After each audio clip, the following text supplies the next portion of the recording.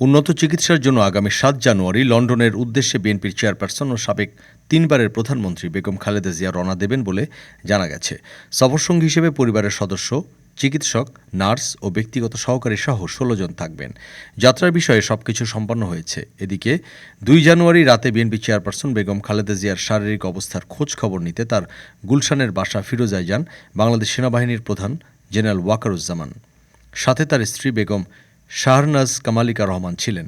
প্রায় ৪০ মিনিট অবস্থান করেন সেনাপ্রধান। জানা গেছে, বিএনপি চেয়ারপারসন ও সাবেক প্রধানমন্ত্রী যেন দ্রুত সুস্থ হয়ে ওঠেন এই দোয়া করেছেন সেনাপ্রধান। এর আগে ২০১৭ সালে ১৬ জুলাই লন্ডন গিয়েছিলেন খালেদা জিয়া। ৪টি মামলার পরোয়ানা মাথায় নিয়ে ওই বছর ১৮ অক্টোবর দেশে ফেরেন তিনি।